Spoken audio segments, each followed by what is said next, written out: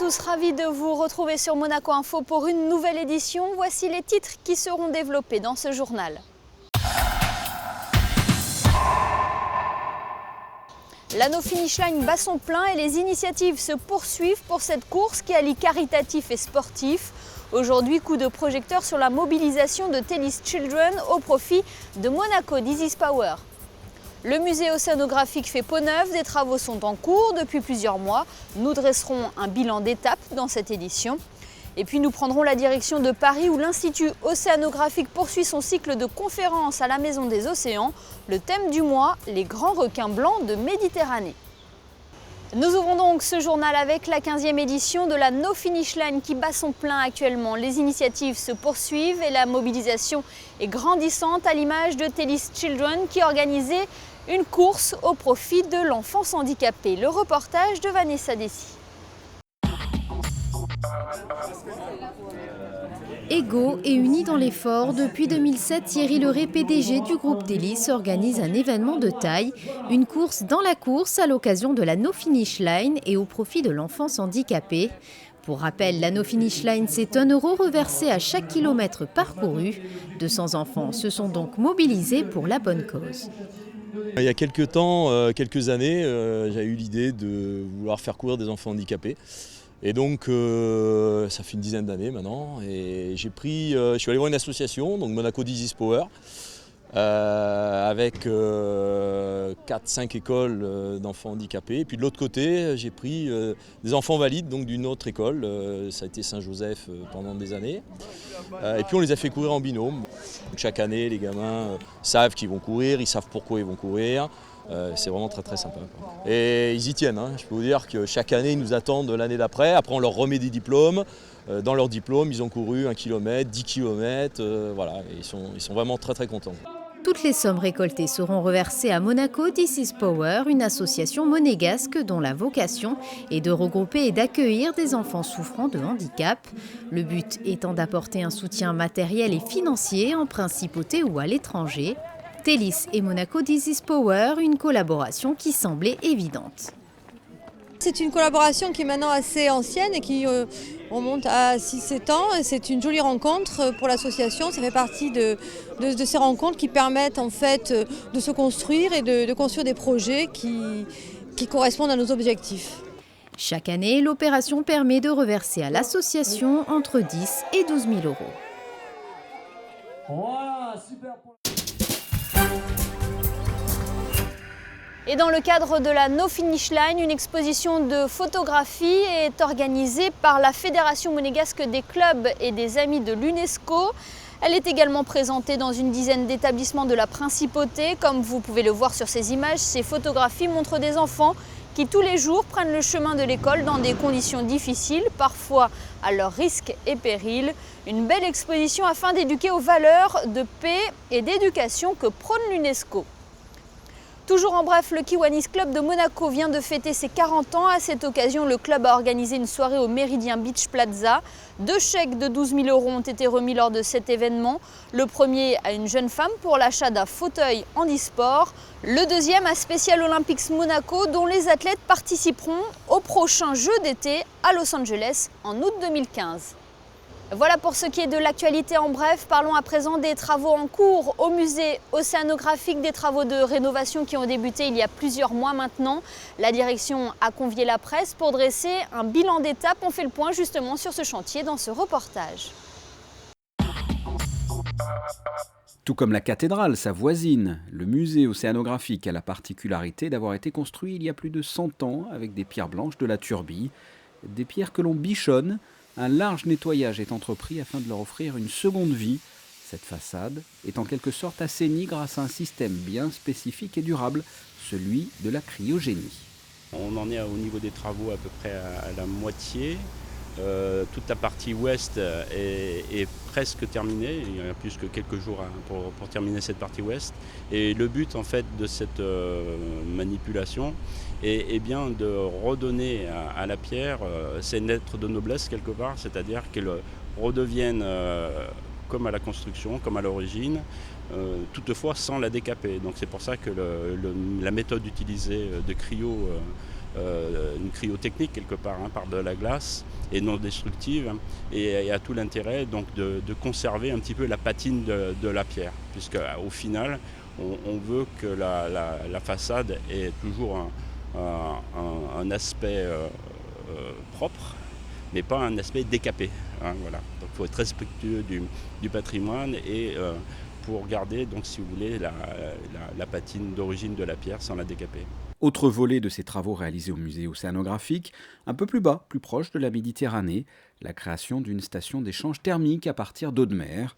Après un travail de recensement environnemental, le gros œuvre a déjà bien avancé avec terrassement et béton. La phase de plomberie et de tuyauterie devrait s'achever en février 2015. C'est également une priorité parce qu'aujourd'hui nous disposons d'un groupe de chauffage-climatisation qui est un groupe ancien, qui est un groupe polluant, qui est un groupe inesthétique, vous l'avez vu tout à l'heure, il fait du bruit, il est mal placé et en plus il n'assure pas tous les besoins du musée, il est insuffisant au développement actuel du musée.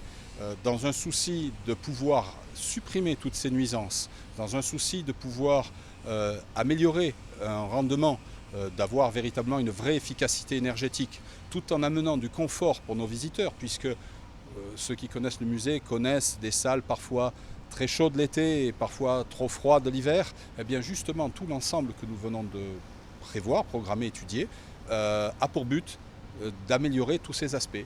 Profitant du fait que le système de pompage eau de mer de nos aquariums est en train de basculer sur le réseau qui a été réalisé par l'État, nous disposons d'un système de pompage qui est là à notre disposition et dans un souci d'optimisation, on installe une nouvelle station et on l'a placée judicieusement pour pouvoir ne plus avoir de bruit, qu'elle disparaisse du paysage, qu'on ne la voit plus, tout en permettant une bonne production. Et qu'il s'agisse de cette station ou de la restauration de la façade, les aménagements poursuivent plusieurs objectifs communs, dont ceux de préserver l'environnement, de réduire les nuisances au maximum pour les voisins du musée et de ne pas impacter les visiteurs ou les événements organisés au sein de ce temple de la mer. Direction Paris à présent et plus précisément la Maison des Océans où vous le savez chaque mois l'Institut océanographique organise des conférences.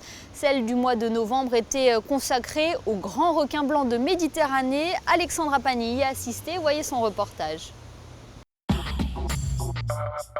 Il y a encore un siècle, les grands requins blancs peuplaient en nombre la mer Méditerranée. Aujourd'hui, pour observer ces spécimens impressionnants, il faut se déplacer jusqu'en Afrique du Sud ou encore en Océanie. Alors que sont devenus ces grands prédateurs?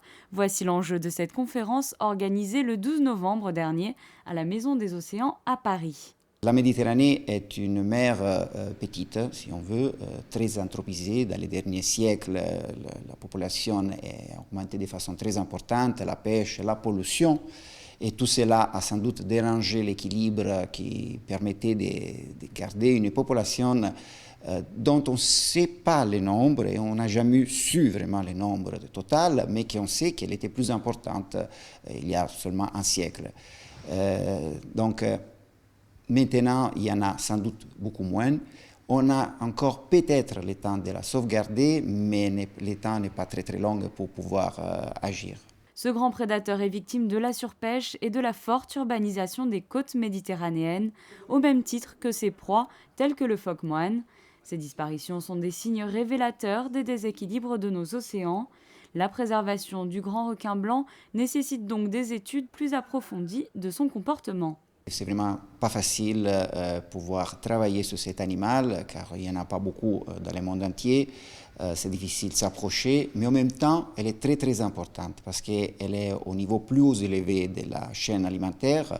Elle a une responsabilité en étant au plus haut niveau de la chaîne alimentaire parce qu'elle contrôle cette chaîne. Et donc, tout problème dû à sa disparition, ça serait lié à cet effet-là.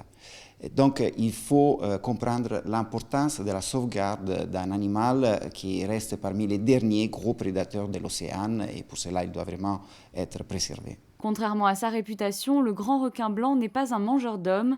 Il se nourrit essentiellement de thon, d'espadons ou encore de mammifères marins. La pêche est l'une des principales causes de sa disparition. Plus de 100 000 requins sont pêchés chaque année. C'est essayer de montrer à chacun que les requins blancs, symboles de la vie sauvage, nous sont indispensables. Parce que lorsqu'on nage avec eux, lorsqu'on est à leur côté, épaule contre nageoire, à toucher, on éprouve une immense paix, une immense sérénité, un immense bonheur qu'on a envie de partager. Et je voudrais que chacun se rende compte que, s'ils n'ont pas la chance de rencontrer les requins blancs, ils peuvent aller rencontrer d'autres animaux sauvages. Et pour rencontrer ces animaux sauvages, il faut qu'on ait la sagesse de leur faire une place à côté de nos villes, à côté de notre monde à nous. Il n'y a pas question de repousser notre monde. Il est juste question de partager cette planète avec nos colocataires. Et ces colocataires-là nous offriront beaucoup. Le grand requin blanc de Méditerranée sera bientôt considéré comme espèce en voie d'extinction. La création d'aires marines protégées pourrait donc être une solution pour préserver ces spécimens indispensables à la survie de la vie aquatique en Méditerranée. Un mot sur la 26e journée internationale du centre cardio-thoracique de Monaco. Elle avait pour thème la chirurgie de l'aorte, actualité sur les nouveaux choix stratégiques. Cette journée aura permis d'informer cardiologues et chirurgiens sur les dernières techniques utilisées dans ce domaine. Elle s'appelle Swan, c'est une jeune créatrice de Monaco qui vient de présenter à la presse sa nouvelle collection de foulards et d'écharpes à l'hôtel Hermitage. Christine Datomel l'a rencontrée, je vous propose de l'écouter. On travaille beaucoup la fourrure, qui est quand même notre matière phare. On a du cuir, on a de la corne, des perles, de la plume beaucoup aussi, de la soie bien sûr, imprimée beaucoup.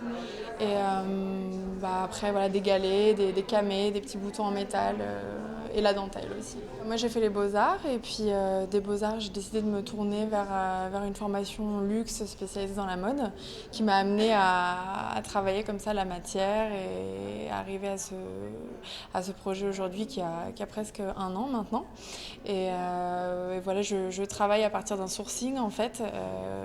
Je ramasse beaucoup de morceaux de tissus, de matériaux, de boutons, de choses, et ensuite comme un collage en fait, je travaille tout ça pour créer des pièces de la collection. Les prototypes sont faits ici à Monaco et on les fabrique dans une petite campagne en Roumanie, dans un atelier d'une maman avec sa fille qui font ça depuis une 20aine d'années et qui nous garantissent une petite production faite à la main dans un atelier avec les règles de l'art. Et à terme, mon idée, ce serait vraiment d'implanter à 200% la marque ici en faisant aussi un atelier de confection à Monaco pour avoir du Made in Monaco qu'on exporterait après à l'international.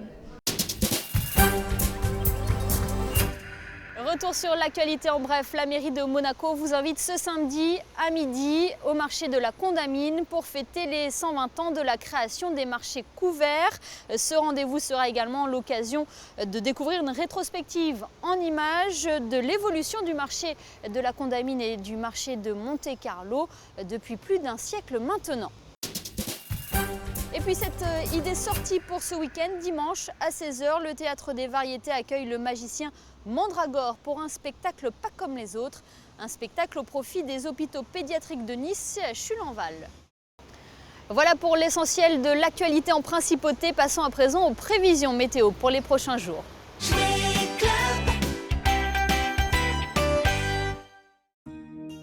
Vendredi, maintien d'un temps sec et beau avec davantage de soleil. Il fera 13 degrés le matin et 17 degrés l'après-midi.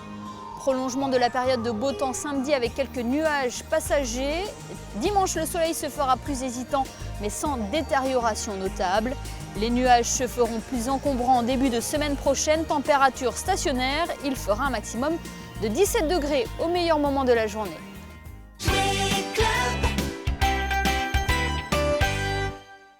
C'est la fin de cette édition, merci de nous avoir suivis et n'oubliez pas ce site internet le www.monacochanel.mc pour revoir tous nos reportages. A très bientôt sur Monaco Info.